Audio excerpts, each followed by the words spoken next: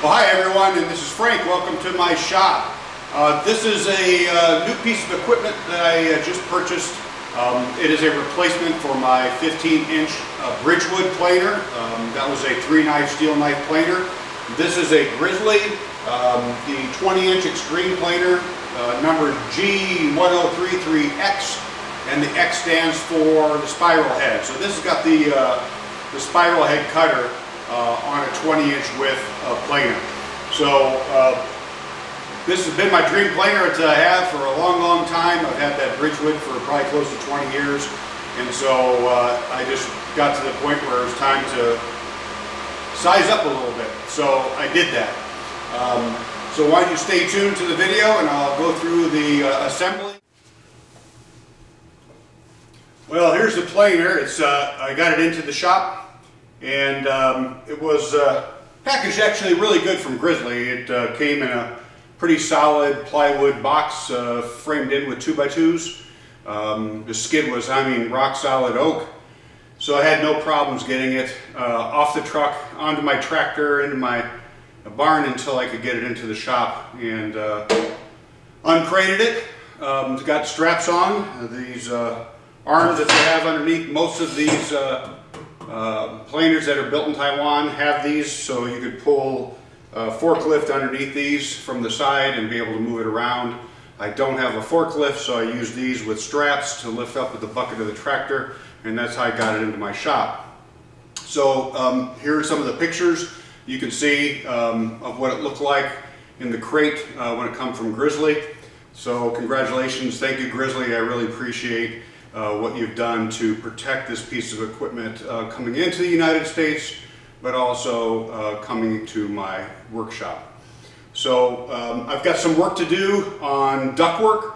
I'm going to rearrange some ductwork. I have to because my old planer, my 15-inch planer, had 4-inch ductwork coming down to it. This has a 5-inch port that comes out to it.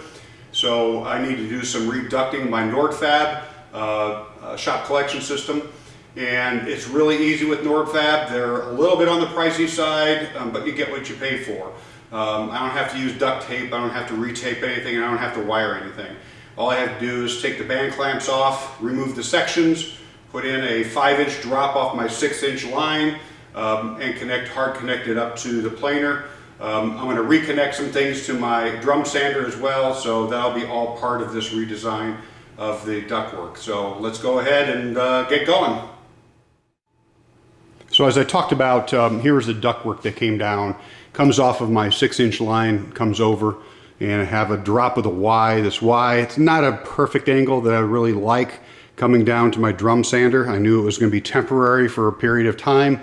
It suited me just fine, but that's going to get changed out today. So what I'm going to end up doing, and then of course here's the 4-inch drop that came down to my old 15-inch Bridgewood planer.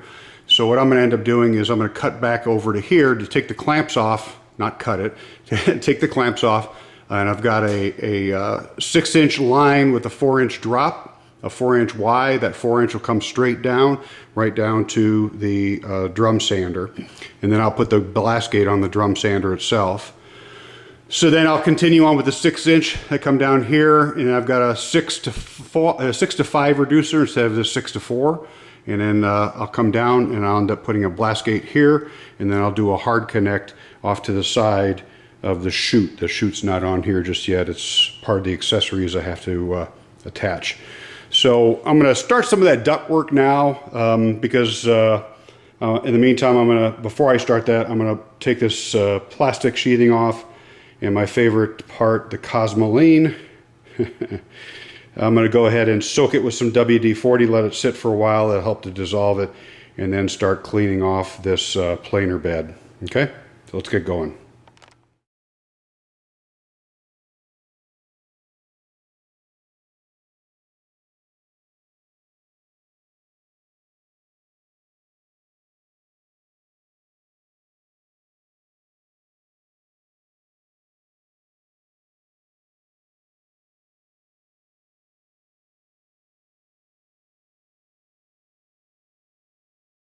Wow, that's just wiping down. It's not a dried on Cosmoline. It's like kind of like a grease. Either that, it's a defective Cosmoline. but it's like almost a liquid jelly. It wipes right off. So I don't have to worry about soaking it with WD-40. It'll come off just by taking it onto a rag. Okay, so here's the progress so far. I did disconnect it right up here, and I put in that the Y. Okay, so it's a 6-inch to 4-inch Y. This will drop down, and it'll have a hose that comes down to this port on the belt sander, or the drum sander rather. So I had to get a longer, or make a longer extension cord, because this cord will come down here. Here's my new, my old 6-inch pipe, come down here to a 6-to-5 reducer, and then I'll come down here with a 5-inch pipe. So I had to make a cord longer because I want to be able to have a quick disconnect like I do here for my table saw. It's at my level, about 5 foot. I'm actually 6 foot, but it's about 5 foot. I can easily quick disconnect that to change blades. I want to be able to do the same thing here with the planer. So that's the progress so far. Next step is I've got to get the dust port put onto the planer initially, and then bring the planer over so that I can get the alignment right with the Nordfab pipings. I want to pipe it direct with no flex hose if I can. So that's the attempt. So then I'll actually connect the pipe down here. It comes down to the drum sander. So let's continue. So I got the drop for the drum sander is completed. You can kind of see there's my 4-inch coming off on the Y from the 6, and came down, and I just did a black plastic here.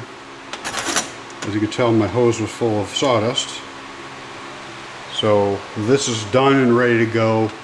And so I decided to go and clean off the liquid cosmoline. So I got that all cleaned up off of the bed of the planer. And I took out the hood, the dust collection hood, which is sitting right there in the box. It is a straight hood. I was hoping it would be a 45 that comes off, that 5-inch port comes off at a 45, but doesn't come straight off. So nonetheless, I think I have the Nordfab connections to just do it a direct connect. So I want to not have it straight here like I had in my other planer, because then I kind of limited the use of the return rollers. I want to come off to the side and up. That way I can use these return rollers. So one of the things I also noticed before I get going, here's a cover that covers the belts that actually go from the motor to the cutter head. You can see it's a triple V belt. But the problem is it was rattling as I moved it, and I realized this cover, if you look at the, let me zoom in here, you look at the bolts, not even tightened. All 4 of them, loose as can be. And this is made in an ISO 9001 factory. Somebody did not follow their technical traveler and didn't sign off on it. So Grizzly, you guys ought to go back to your manufacturer and tell them if you're an ISO certified organization, you should not have loose parts on a piece of equipment like that. So I'm going to go ahead and tighten that up, and then my next step is to get the owner's manual out, and let's go ahead and get this thing completely assembled per the instructions, and then that way I can roll it up and hook up the dust collection pipe. Okay, so I unboxed the one box. There's 3 boxes that came with the planer, and inside the first box you've got the instruction book for the planer. There was a small box inside that has a pretty beefy heavy wheel. That's to bring the planer bed up and down. It also had the handle that rotates, and then it had a whole series of parts. It's got some T Allen's, regular Allen set. It has some, yeah, they're pretty cheap. It looks like metric wrenches.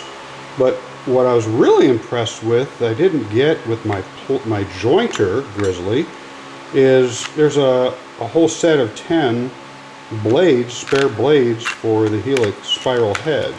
And then these look like they're the screws to mount these blades too. So, man, I wish I would have had those for my jointer. They must have started just doing that. But anyway, that's nice. Thank you. I appreciate having that as a spare parts kit. Then it has some other bolts and stuff, and I know this is going to be for the dust shroud, and then these are probably going to be the bolts for the table ends. So those are the other two boxes that I have to unpack.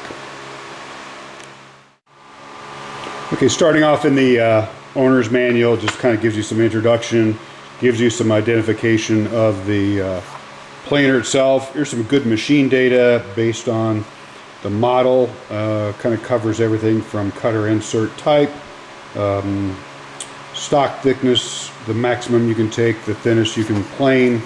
It gets into the typical safety warnings, goes into the power supply, and talks a little bit about this is running at 230 volt, 60 hertz.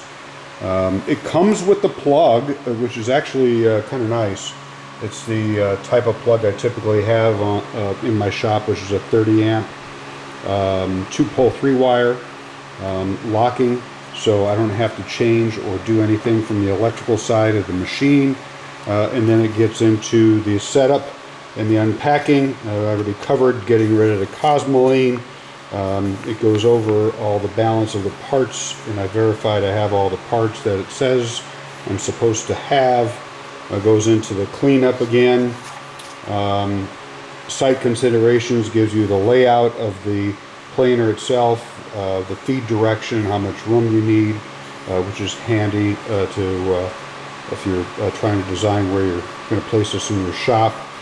And then it starts the assembly process, which we'll start working into now. It's talking about attaching each of the roller extension tables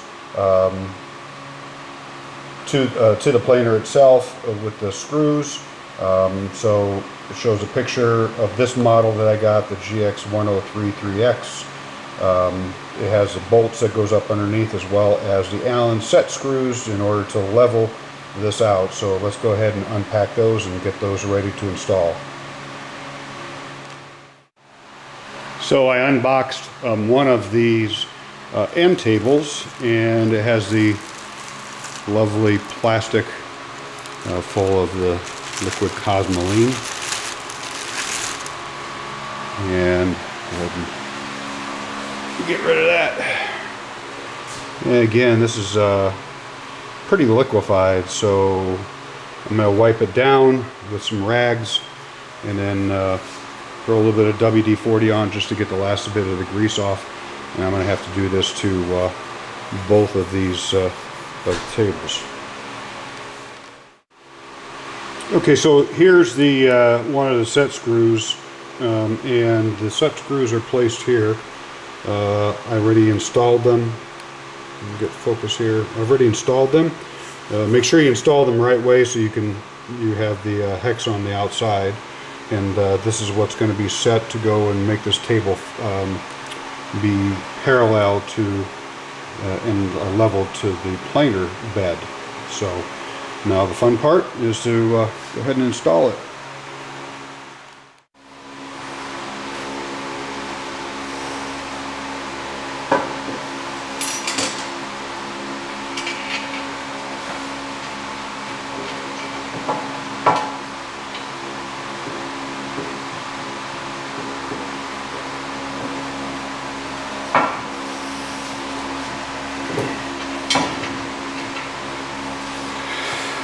Well, a wrench won't work. I'm going to have to get the actual crescent wrench myself. And it's one of the ones that came with it. I thought maybe I could use this. Actually, the wrenches that came with it is not 13 millimeter. They had that little black piece of cutout, and that's not going to be easy to do, so I've got a 13mm wrench I'm going to go ahead and use.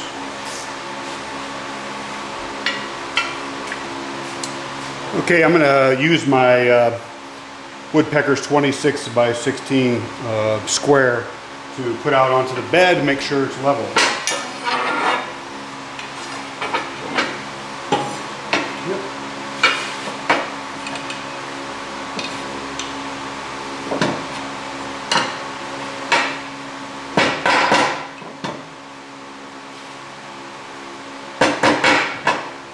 Okay, as you can see, the set screws definitely need to go out.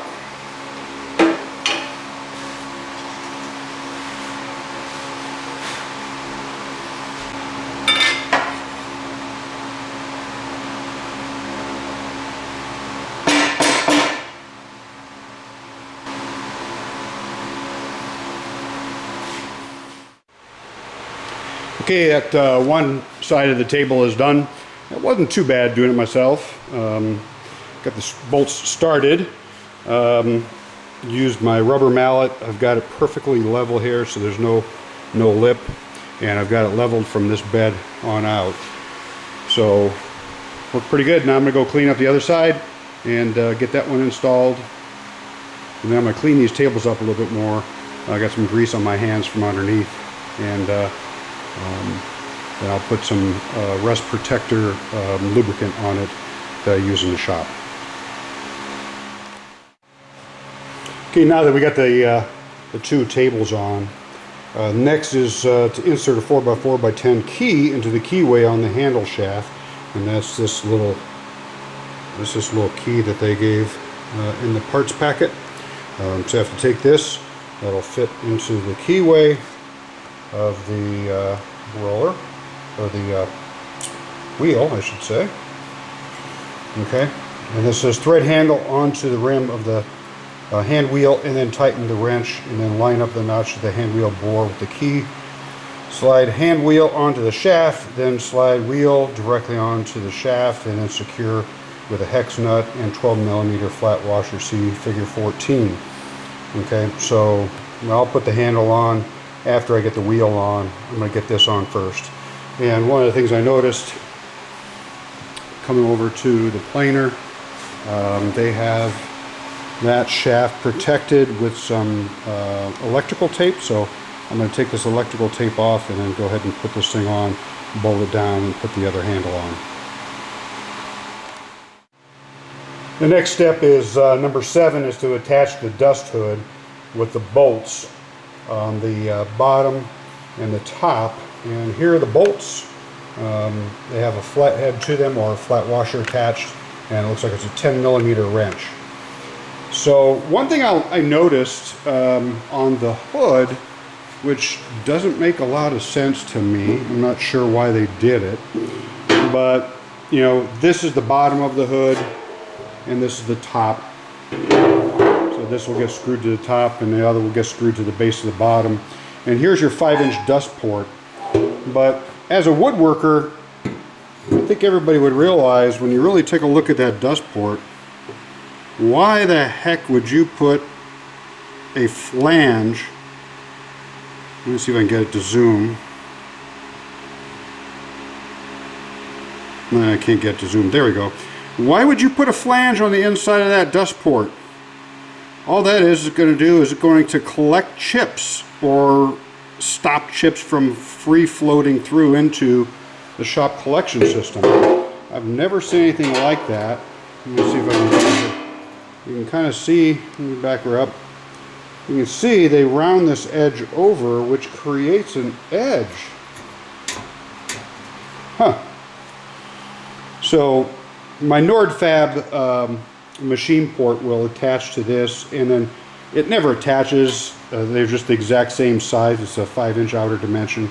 I'll end up putting duct tape around it to put that hookup on, like I do on all my equipment. But anyway, Grizzly, if you guys are watching, you guys are wood and metal woodworkers, I think I would get rid of this edge on your dust ports. So let's go ahead and get this thing installed. One thing I will mention that's an improvement on this Taiwan manufactured planer compared to my Bridgewood, which was also a Taiwan manufactured planer. They have these holes. It's a thicker top shroud. These holes are tapped and screwed. What an excellent idea. On my 15-inch planer, it was just a hole. So you had to reach your hand inside of the dust port on a 4-inch dust port, get your arm positioned to put a nut underneath when you put the bolt through the lid of the dust shroud. It was a pain in the butt to the point where I just no longer put those bolts in. I just put a piece of duct tape over it just to seal it because it wasn't going to go anywhere. But good job remanufacturing this, Grizzly, and making these be a threaded insert so that you can just screw it on top. You don't have to get your hand inside that dust port. Okay, so I got the ductwork completed, which took actually probably longer than it was cleaning the machine. But so this is how I came off this planer. So again, here's the 5-inch dust port. This is the Nordfab machine port. It is exactly the same size as 5 inches in diameter. Best way to apply these, I usually just put a piece of special tape underneath this to seal the joint, and then I put the duct tape around it. So then it gives me a lip to be able to clip on the 5-inch clamp. Gives me a 45. Then I have another 45 here, which goes up to the adjustable nipple, which goes in from the 6-inch to 5-inch reducer right there, and it continues on down. So this is all new from this section on down, and I like to do a hard connect if I can. I probably could have done a piece of flexible pipe here, but what I like about it, this being hard connection, is when you open up the blast gate or close it, I mean, it's not going anywhere. If this was sitting on its own and I had the flex hose in here, this would move a lot and put more pressure and tension up here, which I really don't want to put. So this works out good, putting those connections on. Here, this is a machine nipple, and a machine nipple, they don't make anything this short in order to connect these two pieces. And even if I wanted to put a flex hose here, I would need a machine port anyway.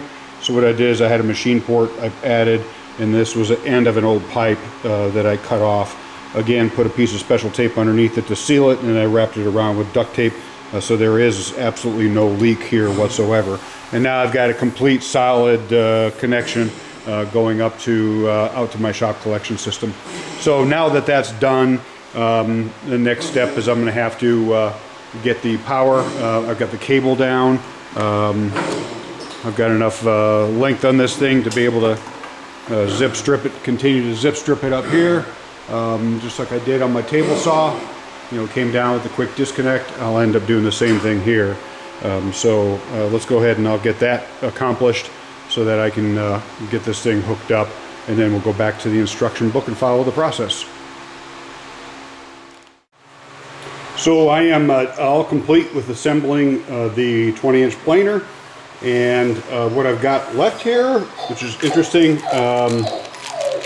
oh, that's my buddy Stedman over there. I've got some screws that goes into the inserts. They did give me some spare inserts, as I said earlier, which is really cool. They did it on my joiner. Here are the tools, the Allen wrenches, and the star bits. Now, the only thing that's on here is that I got a low-high label thing that's got sticky on the back. I have no idea where this goes. There's nothing in the instructions that says what to do with it. I still got to figure that one out. So I'm going to put those all together in a bag here, marked the Grizzly 20-inch planer. So I usually keep all those types of tools together in one location, so I know where they are. So that's pretty much it.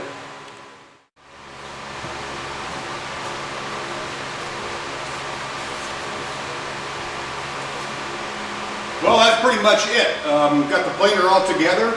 I'm going to have a project here shortly I'm going to put through and give it a try.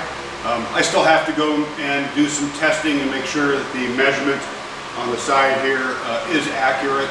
And it's pretty simple. Once you get a board down to, let's say, 1 inch, then you can unloosen these screws and make the necessary adjustments to get the accuracy for the planer. So overall, I'm really impressed with the crating, the instructions. The assembly was pretty easy. Like I said, it probably took me longer to go and do my ductwork than it was to assemble the planer. So thanks for joining me on this video. If you liked it, please give me a thumbs up. If you're not a subscriber, please subscribe. Share the video with your friends if you feel you'd like to. I appreciate it. Thanks again, and we'll see you next time on the next project video. Take care.